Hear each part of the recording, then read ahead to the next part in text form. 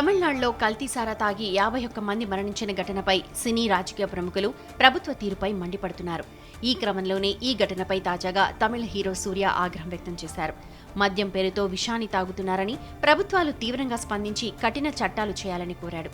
అంతేకాదు, ఇదే విషయమై తమిళనాడు ప్రభుత్వానికి సోషల్ మీడియా వేదికగా సుదీర్ఘ నోట్ రాశాడు ఈ స్టార్ హీరో.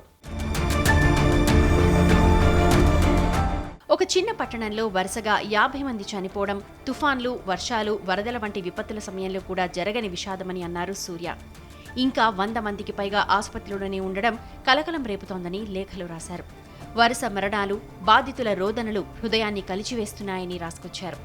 దీర్ఘకాలిక సమస్యకు స్వల్పకాలిక పరిష్కారం అనేది పనిచేయదన్నారు.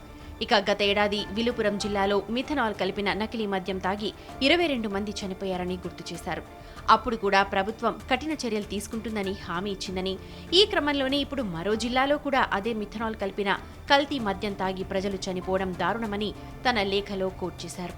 ఇప్పటి వరకు ఎలాంటి మార్పు రాకపోవటం చాలా బాధాకరమన్నారు. అంతేకాదు, అక్రమ మద్యం విక్రయాలను అరికట్టడంలో విఫలమైన పరిపాలనను తీవ్రంగా ఖండిస్తున్నా అన్నారు.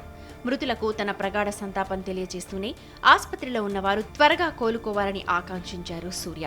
దాంతోపాటే ఇక మీదట కొత్త చట్టం చేద్దాం, మేం దానిని ఎప్పటికీ రక్షిస్తాం అంటూ ఓ స్లోగన్ను తన లేఖ చివర్లో రాసుకొచ్చారు.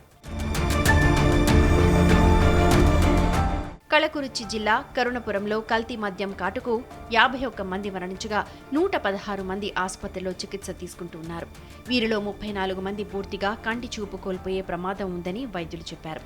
ఇప్పటికే మృతుల కుటుంబాలకు 10 లక్షలు, ఆసుపత్రిలో చికిత్స పొందుతున్న వారికి 50,000 చొప్పున ఆర్థిక సహాయం అందజేస్తామని ముఖ్యమంత్రి స్టాలిన్ ప్రకటించారు. ఎక్కువ శాతం మిథనాల్ కలిపిన సారాయి తాగడం వల్లే మరణాలు సంభవించినట్లు సీఎం అన్నారు.